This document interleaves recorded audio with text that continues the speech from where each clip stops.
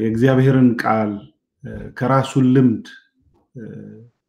ተነስቶ ቃል የሚያካፍለን እና ዛሬ በመካከላችን የሚያገለግለን እጅግ በጣም የምወደው ወንድሜ አብሮ አደጌ በጣም ስነ ስርዓት ያለው ዶክተር መላኩ አላዛር አብረን ያደግነው በጣም ስነ ስርዓት ያለው ወንድም ነው። ከልጅነቱ ጀምሮ ከህፃንነት ጀምሮ he is well disciplined እና በጣም ደግሞ በእኛ ባች ውስጥ ባሉት በጣም ስማርት ከሚባሉት ወንድሞቻችን አንዱ እሱ ነው። ጌታን አጥብቆ ይወዳል። የጌታን ነገር ከተላለ ጌታን መንገድ ቤተሰብ መስርቷል እና በጣም ግሩም ልጆች እግዚአብሔር ሰጥቶታል። የተባረከች ባለቤት እግዚአብሔር ሰጥቶታል። ጌታን ያገለግላል እና በሕክምና ሳይንስ ነው ስራውን እየሰራ ያለው። እንግዲህ በዚህ ዛሬ በምንገለገልበት ዋናው ርዕስ ላይ የምናተኩረው ኤክሰለንት ስፒሪት ወይም the spirit of excellency በሚል ነው የሚያገለግለን ዶክተር መላኩ። እንግዲህ ዛሬ ጊዜህን ካለ ቢዚ ጊዜ ከዚህ ቀጥሎ እንደውም በቀጥታ ወደ ስራ ነው የምትሄደው እና ያንን ሁሉ አዘጋጅተህ ራስህን የክርስቶስን አካል ለማነጽ ሌሎችን ይጠቅማል ብለህ የእግዚአብሔርን ቃል ተዘጋጅተህ ልታገለግለን በመካከላችን ስለተገኘ በጣም አመሰግናለሁ። እግዚአብሔር አምላክ ይባርክህ። እስቲ መጀመሪያ ዶክተር መሌ ወደ ራስህን ወደ ማስተዋወቅ እንሂድ። ብዙ ጥናቶች ነው ያደረግከው። ከዛው ከታይትሉ ስናየው ወደ 4-5 ነገሮች ላይ ጥናት አድርገሃል። አሁን ደግሞ በሕክምና ሳይንስ በማስተማርም በሕክምናም መስጠት አገልግሎት ነው ፕሮፌሽንህ። ጊዜውን ለአንተና ለመንፈስ ቅዱስ ሰጥቼ በመጠኑም ቢሆን እስቲ ራስህን አስተዋውቀን ዶክተር መላኩ። ፓስተር ዳኒ እጅግ አድርጌ አመሰግናለሁ። እኔም ከምወደውና ከማከብረው ከወንድሜ ከአንተ ጋር ይህን ጊዜ እግዚአብሔር ስለሰጠኝ እግዚአብሔር አምላክ የተመሰገነ ይሁን። ከዛ በፊት እስቲ 1 ደቂቃ ልጸልይና ሁላችን በመንፈስ ተጽዕኖ ሆነን ብንቀጥል ደስ ይለኛል። እግዚአብሔር አምላክ እጅግ አድርጌ አመሰግናለሁ። ይህን ፕሮግራም ስለሰጠህን እግዚአብሔር ሆይ ስም ይባረክ። በዚህ አጭር ጊዜ ጌታ አምላኬ ሆይ ያንተ መልካም ሐሳብ፣ እቅድ፣ ፕላን በዚህ ቦታ እንዲፈስ እንጋብዛለን። እግዚአብሔር የዘላለም አምላክ ሆይ ሁለንተናችን ሁሉ በመንፈስ ቅዱስ እንድትቆጣጠር ማስተዋላችን እንዲመጣ ያንተ ሐሳብ እንዲፈስልን በልጅ በኢየሱስ ክርስቶስ ስም እንጠይቃለን። ይህን ፕሮግራም ሁሉ የሚከታተሉ የእግዚአብሔር መገኘት፣ የእግዚአብሔር ህልውና፣ የእግዚአብሔር መገለጥ በእነሱ ዘንድ እንዲመጣ ዘንድ ደግሞ ጠይቃለሁ። መንፈስ ቅዱስ ያላንተ ምንም ነገር ማድረግ አንችልም። በዚህ ቦታ አንተ እንድታስተምረን፣ እንድትመክረን፣ እንድታስታጥቀን እንጋብዛለን በኢየሱስ ክርስቶስ ስም አሜን። አሜን። ወንድሜ ፓስተር ዳኒ አንተም ጋር ትልቅ ነገር አለ። በስር ቁጭ ብለን ተመረናል። መቼስ ትላንትና ስናስብ በአንተ ብዙ ሰዎች ነፃ እንደወጡ ብዙ ሰዎች እንደተባረኩ እናውቃለን። ስለራሴ ለመናገር ባጭር ነገር ባስቀምጠው ይሻላል። የእግዚአብሔር ምሕረት ቸርነት በስቶልኝ በሕክምናው ዘርፍ እግዚአብሔር አስተምሮኛል። በተለይ ከመጣሁት ከጆሃንስበርግ በሳውዝ አፍሪካ በተለያዩ ትምህርቶች እንድገፋበት እግዚአብሔር ረድቶኛል። ስፔሻላይዝ ያደረኩት በፋሚሊ ሜዲሲን ኤምኤድ ወይ ማስተር ዲግሪ ይዣለሁ ከዩኒቨርሲቲ ኦፍ ፕሪቶሪያ። በፓሊያቲቭ ሜዲሲን ደግሞ ከዩኒቨርሲቲ ኦፍ ኬፕ ታውን እንደዚሁ ማስተር ዲግሪ ይዣለሁ። እንዲሁም ከዩኒቨርሲቲ ኦፍ ሊምፖፖ የፐብሊክ ሄልዝ ማስተር ኦፍ ኤምፒኤች ፐብሊክ ሄልዝ እሱን ይዣለሁ እግዚአብሔር ረድቶኝ። በኖርዝ ዌስት ዩኒቨርሲቲ ደግሞ ፖፑሌሽን ኤንድ ሄልዝ ጥናት አጥንቼ በዛም በማስተር ተመርቄያለሁ። ከዛም በኢመርጀንሲ ሜዲሲን ከቪትስ ዩኒቨርሲቲ እንደዚሁ እግዚአብሔር ባርኮኝ ራሴን ለማሻሻል ሞክሬያለሁ። በመንፈሳዊ ዘርፍ በክርስቲያን ፋሚሊ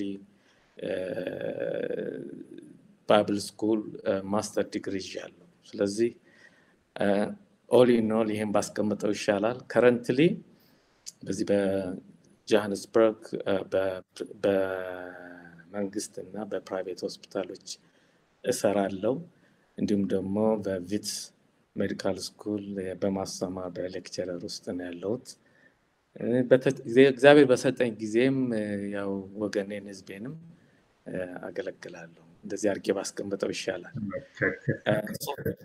ብዙ ሄደህበታል። በጣም ጥሩ ሄደህበታል።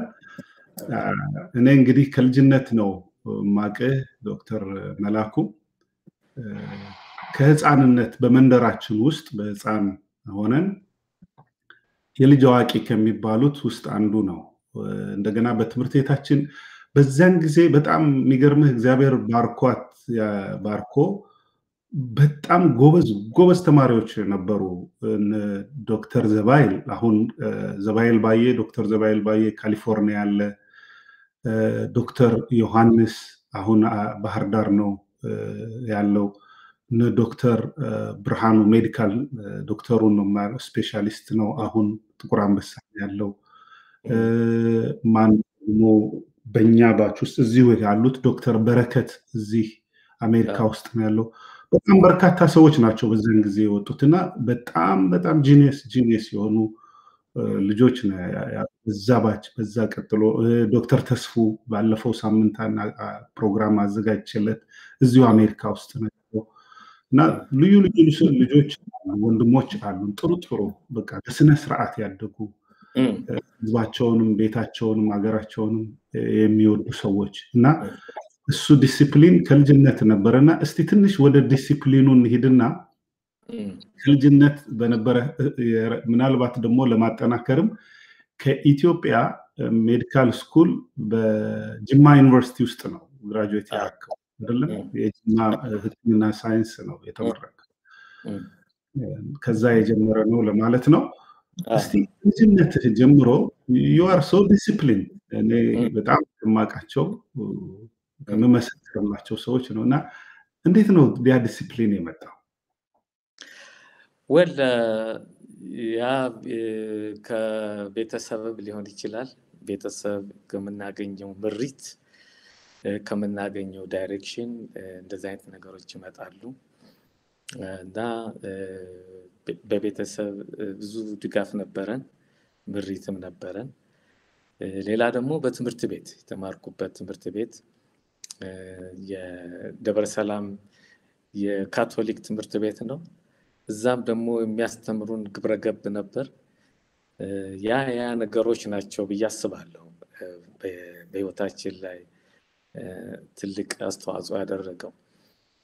መጽሐፍ ቅዱስ ልጅህን በሚሄድበት ምራው ይላል እና መንገድ ካሳየው ከዛ ፈቀቅ አይልም የሚል ነገር አለ እና ከልጅነት ጀምሮ የተኮተኮት ነው እድገት የተመከርነው የተማርነው ያ ነገር ረድቶናል።